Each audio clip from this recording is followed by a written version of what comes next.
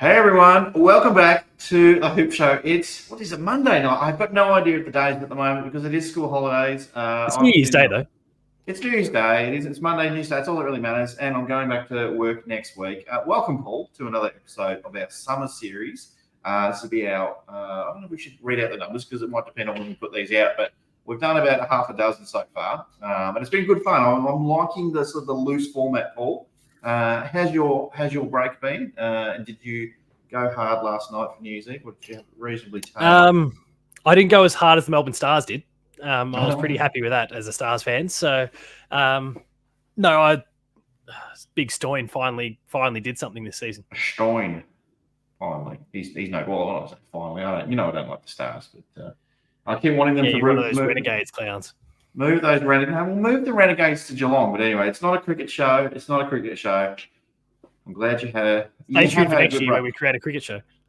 we might have to do it on the Hoops Crew 2 channel. And we are coming to you. We are the Hoops Crew these days on the Hoops Crew media network. We've recently joined up with the Chat Cats. So we're all one now, all the 5 of us. So make sure you check out their show. They did a big Christmas trifle episode. That's on the channel as well. So I might put the link in that one, or I'll put the video at the back of the video, back of this one anyway. But let's get on to it. So this is a what if episode. This is if these things happen, we're both, Paul and I, are coming to this very cold. We haven't done any prep. We're just going to sort of go off the thing. We're going to try and keep our answers to about 2 or 3 minutes. I'm going to have to probably just give Paul a little ding every now and then, as I have to do sometimes. He might need to give me a little ding. And we might even change up the questions if we don't like, as we're going through them and we've answered them. We'll see how we go. It's very, very loose, the format. Paul, are you ready to go? Whenever you are. Are you ready? Strap in, Paul. Here we go. The first question is a big one. If Gary Ablett Sr. stayed at Hawthorn, what if Gary Ablett Sr. stayed at Hawthorn? What would that mean for the Geelong Football Club? I mean, I guess there's 2 parts to it, right? Because you've got senior, but also then junior doesn't become a father-son. So he does not. In terms of senior, it doesn't necessarily have a great impact because the Cats didn't win premierships with him, and we certainly weren't going to win without him. So really, then it all just boils down to junior, as far as I'm concerned. And that's really kind of being a bit disrespectful to senior. But in terms of the net output, what teams are there for is to win premierships, and we didn't win one with him. So I don't think there was anything drastic that was going to come along that was going to help us win if he wasn't there. So then it's just junior. I'm with you on this one. However, I will take, for the sake of this exercise, I'll take the opposite view. We may have been more successful because we had an absolute list full of guns. If we weren't so Ablett focused, maybe, and again, I'm just taking the opposite side. Don't come and shoot me in the comments. But we might have maybe been a little bit less one-dimensional, and I think it's more of a product of modern-day footy rather than footy in the late 80s and 90s. But who knows? I mean, who knows what would have happened? We might have got someone else might have had an opportunity. Billy Brownless might have become the best full forward you've ever seen. But he was quite happy to play the decoy role for 10 years or so. But anyway, Paul, that's my job. I take the opposite view sometimes, just to get the content going in the discussion. But that's fine. Now, what if on the Geelong Hawthorn thing still? What if Geelong defeated Hawthorn in 2008? Now, let me just finish this question. What does that mean for the next 5 or 10 years? So we win 2007. We back-to-back in 2008. Are we still winning in 2009, going close in 2010, and then having another one in 2011? Yeah, I don't think that team of that period had that sort of complacent gene within them at that point. I think they'd kind of grown out of that through some of the heartbreak of 05, 06. And so I think if we won 2008, I feel like we would have found ourselves in the same situation 09, and maybe the motivation to kind of be the three-peat team would have been the thing that kind of drove things rather than, I guess, a case of redemption. But I think they would have found whatever that thing was, and they were obviously so linked with leading teams and all that. So, groups that were really highly skilled at kind of extracting, whatever that thing was that kind of meant something to a squad. Yeah, there was a certain je ne sais quoi to the whole thing, but because obviously it didn't work for Adelaide in a certain camp they were in. But I think they would have found whatever the motivating factor needed to be to go on. And I mean, there's so many what ifs about that game itself, which we're obviously going to get into soon enough. Yeah. Yeah. I don't think they would have been lacking in the motivation, I guess. And certainly So drill in terms down of even further. legacy, Cam Rooney goes back at half-time, before the half-time siren, kicks that goal. and kicks that goal. Does Geelong wins this game? I think Geelong wins this game if Cam Rooney kicks that. I'm not saying I think probably how I'm going to answer this question, Paul, is I think Geelong doesn't have a sustained period of success. Yes, maybe we contend again in 2009 and look for the three-peat, but I don't think you see a 15-year run that we've had. I think it'll be all chips in for 3 years, and then things might just have to disassemble a little bit. Or players. I mean, the chips were all in anyway, right? Yeah, exactly. Maybe a couple of players retired a few years earlier than what they did. Who knows? So yeah, maybe that. It's an interesting one, though. I'm really interested to see what other people think. I mean, it's crystal ball stuff or crystal ball in the past kind of stuff. But how would it go? Like, because Brisbane, they still competed a fourth year, didn't they? They made the grand final again after winning in 2004, and then fell away pretty hard after that, and then were cellar dwellers for a little bit. So anyway, that's an interesting one for me. I would have loved to have beaten Hawthorn. I would have been happily given up the Kennet's curse. Just those 11 wins in a row that we had just to beat Hawthorn in the 08 grand final. We have beaten Hawthorn once in a grand final. Got to go all the way back to 1963. But it has been done. Mate, let's go back to 2006, very late in the year 2006. The national draft is about to be run. Now, there's a bloke that Geelong's pretty keen on. Other clubs are a bit nervous about because of his history with his knee. Joel Selwood. But there's a club out there that decides to take Joel Selwood. We pick number one, as they probably should in hindsight. Does that completely ruin Geelong's 2007 season? Or, I think, I don't know. I'll let you go first, but I've got some pretty strong thoughts on this one. No. So obviously, Stephen Wells was eyeing off Joel. He would have been happy. He's said it many times, said to his wife that if he got home and he'd pick Joel Selwood, he was going to be happy no matter what else happened. Yeah. But he was obviously thinking about Travis Boak as well. So I think if Carlton had decided to grab Selwood instead of Gibbs, Gibbs would have shortly followed, or maybe Port would have grabbed Boak. Boak might have slipped to us. As long as we didn't do something stupid like pick Mitch Thorpe, then we were always still going to get a good player. Well, actually, no, Gumbleton and Hanson were second and third, and Leuenberger was fourth. But anyway, I also don't think it would have had any bearing at all on the 2007 result. Joel wasn't the driving factor for that. In fact, I think it was a chappy spray at the end of the round 5 game leading into the Richmond game that kind of got things going. He was impressive, no doubt. Played a great season. He was not the reason why we got through the prelim. He was not the reason we won the grand final. But I think where it would have hurt us was everything post 2011. Yeah. I just don't think this legacy and everything like he's had, like all that stuff evaporates, and maybe Danger doesn't come back. All those sorts of things perhaps don't happen because you don't have the culture that's there. I'm sure someone else would have stepped up to the plate.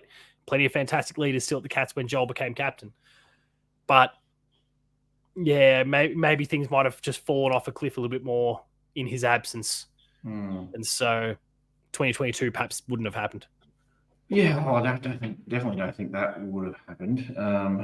Look, I think Joel was huge for us in 2007, and I think a lot of premiership teams are very lucky when a young player comes along and absolutely hits the ground running. I think it's almost that magic ingredient that you need sometimes. It's not every premiership team has that 18-year-old or 19-year-old that's that sort of final mix, but a piece of the puzzle. Sorry, but goodness me, does it really sort of gee up the older boys? And I think just remembering back to that round, I think it was the round 5 game, the one you said we lost to North, I think it was, and Chappie was given the rev up, but Selwood was awesome that game. I don't know. I think just him being around and some of the older boys, just even through the preseason, watching him train. Look, we could have put Travis Boak into that mix. Maybe he would have been that guy. There's a lot of respect out there for him as well. But I'm probably thinking 2007 doesn't happen without Joel. And I think he pretty much, not saying we don't win a premiership, but I think the way it felt like it was going after 2006 it was going all pear-shaped for the club. And I just feel like after 5 rounds, a bloke named Selwood decided enough's enough. And the rest is history. So we're very lucky. And Thank God 6 other teams didn't pick him number 1. Thank God. Well, yeah, there's that. Yeah, here's one for you. Now, you can say this bloke's name these days. My mate. There was a time when you couldn't say Nick Bloody Davis's name, but now you can. What if... Now we just say Nick Bloody Dacos, but anyway. Did I say Dacos? Or? No. Now we just say Nick Bloody Dacos. If you are new to this show, you'll often see me saying the wrong player's name, so just cut me some slack. Now, Nick Bloody Davis hits the post instead of kicking a goal in the 2005 semi-final. Now, young Paul James is probably not crying into his dad's chest afterwards. But I was crying on the couch when he kicked that goal. But he hits the post. You're celebrating now, Paul. 3 seconds to go.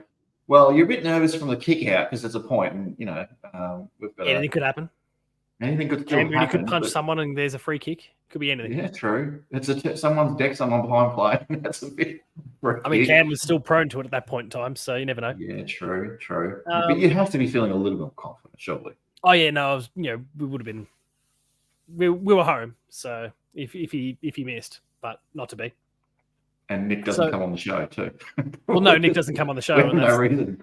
We love you, Nick. So, I guess the question being, what happens if he does hit the post and we go on to win? Then I think we go on to win the whole thing.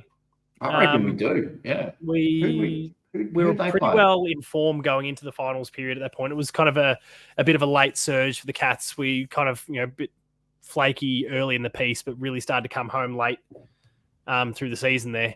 And we smacked Melbourne in the first week of finals. We should have beaten the Swans in the end. St Kilda, even when we were kind of a bit off early in the season, we put them to the sword. Sure.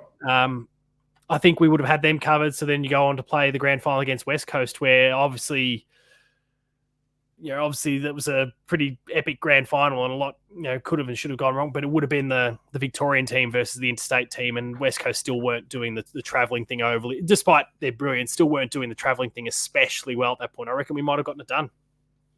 Peter Riccardi would have been a premiership player for the Cats. True. Probably. Who else was in that the 2005 team? Was Gary Hocking still running around then? Goodness me, I can't remember. Definitely not. But Sanderson was.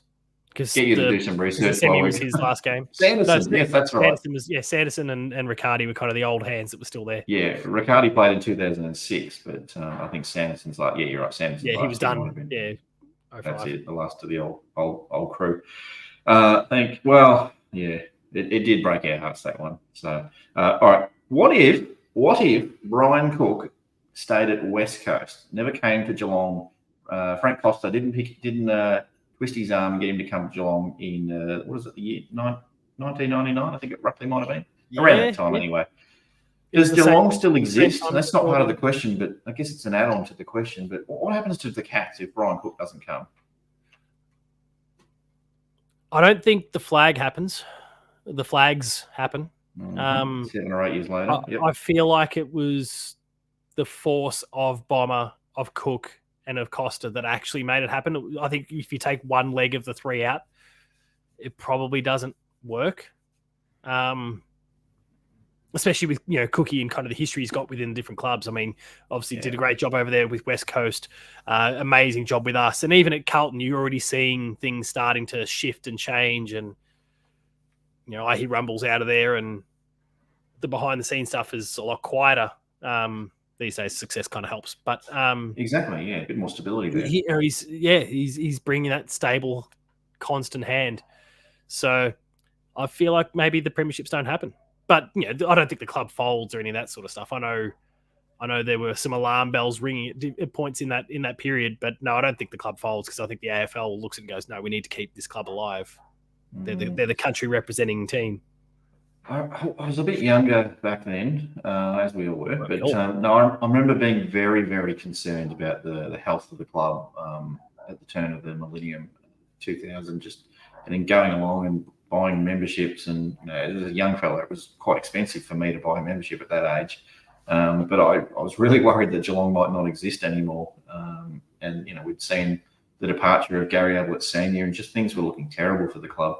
And still a lot of doubt. What's this Bomber Thompson going to be about? Who's he? Kind of thing. Frank Costello, everyone was happy with that, I think, and we were very excited to get Brian Cook. But I don't think we're winning premierships without Brian Cook. I think we probably continue to be a middling team, and just sputter through seasons and maybe get deep into a finals. But I don't think you get anywhere near the club, let alone the on-field success. But the club that we've got now, we're very, very lucky as Geelong supporters, and we should be very thankful, even though he's gone to Carlton. Good on Terry and all those Carlton supporters that love him, that they've got him. So, but yeah, he's a great one, and he should get a statue at some stage. They should all, the three of them, maybe not Bob Thompson, maybe together, the three of them together. Yeah, maybe. Yeah, where's Chris Scott? Chris Scott gets his own one. Scott Selwood stand, something like that. All right, next question. Oh, I don't like this question. I'll go with it anyway. I wrote all these questions, so I have to like. Yeah. What if the Geelong Football Club never formed in 1859? I think I've got that date right. What if the club is just not? There's no such thing as the Geelong Football Club. What does that do to us, Paul? As humans? You get us going with this one because my entryway into Geelong supportership is kind of different to, I guess, the norm. So, so for you, what was the go there? Who do you reckon you would have found yourself aligning with if Geelong didn't exist? I would have been an absolute cricket nuffy because Geelong doesn't have a. I would have been a Supercats nuffy, the old Geelong Supercats for anyone old enough that remembers them. We had a team in the NBL back in the day. I used to go to those games all the time. Maybe that Supercats team would still be around because what else can you do in Geelong? If you don't have the Cats to support, go see the Supercats or go watch a bit of Premier League cricket. I don't know. There's not a whole lot to do. The Geelong Football Club, even if you're not a supporter of the club, if you live in Geelong, you know it's the heartbeat of this city. If it doesn't exist, I don't know if I'd even. Well, I wouldn't even know of it. I'd know about AFL football because footy would still exist. Maybe it doesn't. It takes a little bit longer to take hold because it's the two foundation clubs, Melbourne and Geelong, but.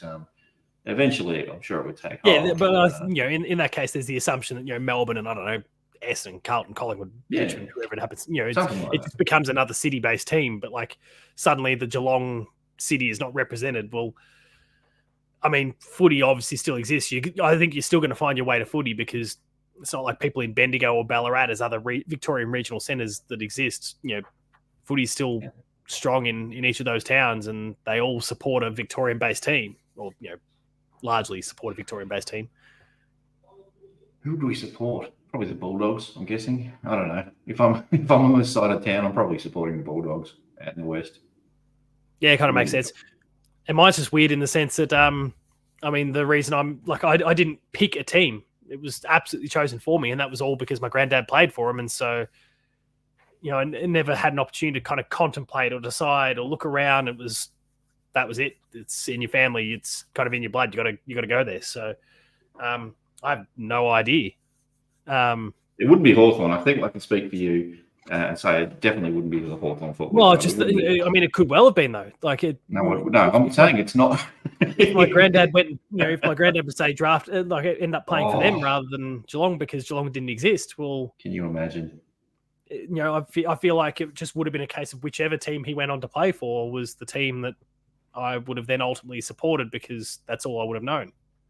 That's true. So, mate, what if Matthew Scarlett decided to gather the ball in 2009 grand final instead of the famous Topo? What if he tried to pick it up and give off a handball? Probably would have been tackled. Probably would have spilled some. Gary wouldn't have had that clear space that he ended up getting. Mate, what happens in that situation? Do we win the grand final still? Absolutely nothing changes. He would have He would have claimed possession and he would have dished it straight off to Gary. There wouldn't have been any issues there. It just would have been a little less flashy and a little less memorable for those who aren't Geelong or St Kilda supporters because it was just a little bit of the glitz, the kind of flashiness of the moment was taken away. But he would have picked that up, been fine. What's Zach Dawson going to do to Matthew Scarlett? Absolutely nothing. I think Cozzy was there as well, if I recall. But Scarlett would have picked it up. Someone punched Scarlett in the nuts, or just slapped it on instead of. Someone punched Scarlett in the nuts as he was kicking it. I think as he was doing the toe. Yeah, he did. Yeah, I think that was Cozzy actually. dirty player. He would have just knocked it on or picked it up and dished it off. I don't think it would have changed the net outcome. I suppose what might have been different though is the fact that if Scarlett had claimed possession, it's more likely he would have been tackled. At which point he's not there breathing down Gary's neck. Remember how Gary kind of faked and then launched it earlier because he thought someone was about to tackle him, but it was actually Matty Scarlett. Well, if Scarlett's been wrapped up in a tackle, Gary doesn't hear footsteps behind him. Well, you can't see Cozzy picking the ball up from his ankles and running away with it, can you? But Cozzy's not going to do anything. No, so I think Scarlett gets possession in this instance. It's just Gary may have a cleaner run at it and not get spooked by what was ultimately Scarlett behind him. So maybe Gary would have lined it up from 55 and put it through, or maybe he would have missed. There's some things that would. I don't think Gary Ablett of 2009 is missing a shot from 50, but especially on the run. Yeah. No, especially on the run. But at the same time, I think Gary still ends up with possession. I don't think a lot changes. I don't know. I'd love to see Scarlett just pick it up and Gary just lay a body on someone to give him some room, and then Scarlett just says, "I'm going to take a bounce in the middle of the MCG deep into time on." I think scores were level at this point, and he just goes boom and just launches his foot into it, torpedo in the wet and the wind, and it goes through for a goal. Everyone's just getting all around Scarlett. He's probably telling him, "Fuck off." he's an interesting man, but he's I still think Scarlett or Ablett gets the ball. I just think it's a bit messy going inside 50, and it was messy anyway, right? Yeah, it was messy anyway, but it was a dangerous entry, is probably what it was. Oh, mate. All right. What if Timothy Kelly decided or somehow found a way to stay in Geelong and not go to the West Coast Eagles? Now, this was, correct me if I'm wrong, I think we made the grand final the year after he left. So in 2020, I think he might have left at the end of 2019, just before COVID, and then Bugger goes to West Coast, and then all the shit hits the fan through COVID, and Geelong makes the grand final. But what if he stayed, though, through that period of time? He's probably up in the hubs. That would be very difficult family-wise, I'm guessing. But yeah, that'll be an interesting period if Tim Kelly's still on our list today. And what does that look like for Geelong after all these years? We don't win the flag because we don't get all the picks that then resulted in Jeremy Cameron. True. I think the maths on that one's actually pretty straightforward. If Tim Kelly stays, we don't have the level of superstar forward line potency that we need. Yeah. Sorry, Hawk. But he needed someone else. And so I just don't think we quite get there. It wouldn't have been Wiley Buzzer, I don't think, at the time. No, Wiley Buzzer was definitely in the mix at the time, but he was, yeah. A couple of others, but you're right. Like if not for Jezza, and if not just Jezza, but danger doesn't come, and all these other things don't happen. But if not for Tim Kelly leaving, we don't. But I think the Tim Kelly one's the main one. Like obviously he was an absolute rock star, and was nearly won the Brownlow in his first year in the AFL and all those sorts of things, or second year in the AFL and all sorts of things. But if we don't lose him, we don't get the picks, we don't get Jeremy Cameron, we don't win the premiership. Because we don't get over Collingwood in the first week of finals. No, that's right. How's it go? The first week of finals. Yeah, that's right. Jezza on the boundary. Beautiful. Because for what it's worth, that's it. Pick 14, 24, 37, and a future first is what we got for Kelly. Which was not Jordan. Jordan Clark was already there in 2020. He just didn't get to play because he was getting a bit of form slump and injuries. Jordan Clark had nothing to do with Cameron, but 14, 24, 37, and a future first, and a portion of that got bundled up with the pick for the following year at the end of 2020 that then went over to. But it was the fact that we had 3 first round picks, 2 of which came from West Coast, that allowed us to get, and the one being the one that we earned for our position on the ladder in 2020 itself, that allowed us to bring Jeremy Cameron over. Okay. All right, 2 more. What if James Podsiadly, J-Pod, doesn't hurt his shoulder in the first half of the 2011 grand final and plays out the second half? How does the rest of that game look? Because this is one of the hardest ones. If you're a bit young, you don't remember. Tommy Hawkins. Who is this man? Comes into being. He becomes a man on this day, and you can. But say, in the second I'm half gonna say, specifically. yeah, in the second half, I think he kicked 3 goals in the third quarter, wasn't it? And then just took And gave mark off a after bunch of mark others. after mark. Yeah, but Podsiadly might have just lifted. Who knows? I'll let you go first though, because you've got some thoughts on this one. No, I don't. I'm really I'm really a bit stumped by this one. It's one of the hardest ones of the lot. Mitch Duncan stays on the bench probably as the med sub. Yeah, presumably. And Mitch played a pretty good second half as well. But yeah, does Hawk have that? I think all of it really centers around, does Hawk still explode in the second half? Now, he was ultimately still dealing with a Ben Reid who was injured, and so True. he would have had that advantage in the second half. But was the delivery, like, everything had to be focused on Hawk in the second half? Right. Whereas if Pods was there, maybe it's still divided. Maybe Pods is Pods was still the number one banana at that particular point. So much attention maybe goes to him that Hawk doesn't get the opportunities, and so he doesn't rip the game apart. And who knows, maybe not only the 2011 premiership, but maybe we don't see Hawk explode in the ways that we knew, because he didn't have that big breakout moment.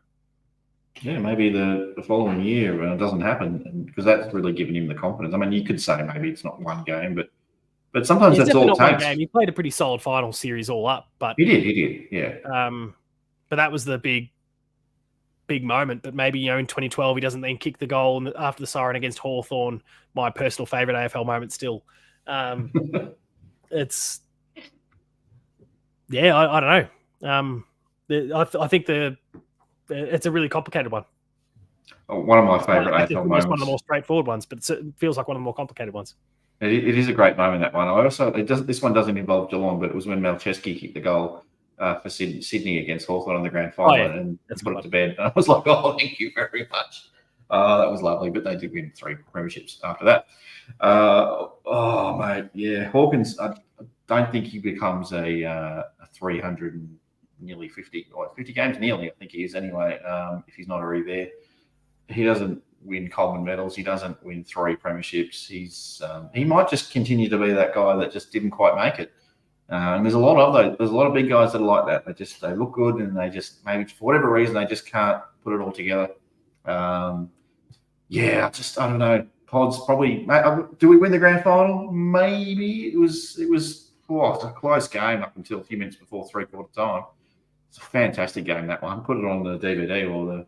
I'm sure it's on YouTube by these days. Yeah, you can stream it. I've got the Blu-ray version, so I throw that on every now and then. All right, last one. There's another Gary Ablett question. What if Gary Ablett Jr. never went to the Gold Coast Suns and stayed? Let's assume he's there in 2011 when Geelong's winning grand finals. Well, maybe we don't win the grand final. I think all this kind of stuff. Yeah, I think that's probably the bigger one, because I think we still go on to win 2011, whether it's Chris Scott or Bomber. But yeah, I wonder if Bomber stays, because obviously there was a range of financial things and opportunity-based things that kind of prompted Gary to leave. Yeah. But certainly a portion of it too was this friction that was kind of building between him and Bomber, and part of that friction was the situation that Gary was in. If Gary makes the choice to stay, maybe that friction doesn't exist. Maybe he hits the head, squashes the mole very quickly, and that's it. There's no conversation about it all, and Bomber's happy, and everyone's happy, and he stays. I don't know. Maybe a guy's like Bomber had his own challenge at that point. I don't know if the drug thing was necessarily a factor at that particular point in time, but certainly he was starting to have life challenges at that particular stage, and so maybe he would have left regardless. But certainly the Gary Ablett thing was a component in the challenges of that year for him. Yeah. So I don't know. But I think 2011 is still a premiership. Yeah, well, Mitch Duncan's pretty young, so he got a lot more exposure with Gary not being there. Yeah, friend of the show, Bundy Christensen, he played a lot after Gary left as well, a lot of time through the midfield. It's just you take a gun player out of a squad, and you've got to fill that loss somehow. And it's not one player; it's generally a bunch of players that sort of have to cobble together something in order to replace it. A bit like that Moneyball movie, but yeah, I don't know. I think I think we might get one more premiership, possibly. It might not be 2011, but I think we'd get one more with that team. Well, we probably don't. We probably don't lose in 2012 the prelim to Hawthorn. The Kennett curse probably remains a thing at the end of 2012 probably. too. I don't see, that experience in the midfield. I don't think Burgoyne gets free in the way that he did late in that game. Was that 2012 or 13? No, it was 2013. 2013, I think, because that was like, we were expecting to win every other year at that point. Yeah, I think we happily lost in 2012. So, okay, it's fine. Because we knew that we were going to win again in 2013 until we can live with that every 2 years. And then we play Hawthorn, you go, the curse is still a thing, so we're going to get through that, no worries. And all of a sudden, Burgoyne shows 20 points up, we were. Yeah. I don't Harry think Taylor kicking goals over his head and all this. Oh, it's great. We digress. We digress. I think we win one more, but mate, that's been a fun journey into the world of what ifs. I'll have to do some more of those ones because it does scare me a little. It probably gives me heart palpitations. So thinking of all the doom and gloom that could be. I hadn't put a positive spin on any of this what if stuff. What if, I don't know. Paddy Dangerfield didn't slow down and was absolutely firing LeBron James style at this age of his career. He played a good grand final a couple of years ago, but he has slowed down a little bit. What if he was absolutely firing still? So there's a lot of positive what ifs as well. Maybe we'll do another video if there's enough comments with some good ideas around that. Yeah. Paul, that's another one. People should absolutely comment there and let us know what sort of what if questions you'd want us to answer, and we'll do what we can with them. We have time, people. We have plenty of time, but what we don't have is enough time tonight. We're going to wrap this one up. Paul, keep your shirt on. We're going to do another episode straight after this, but we will drop it a week later. That's how this works behind the scenes, people. If you are watching this late in the piece, more than happy to share that with you. We're banking these back to back. We bank them, and we're giving ourselves a little bit of a break over the summer, but we're hoping to sort of just spread these videos out for a few weeks. So, but definitely some exciting things happening on the channel. So check out the next one. We'll see you next time, everyone. Go Cats. See ya.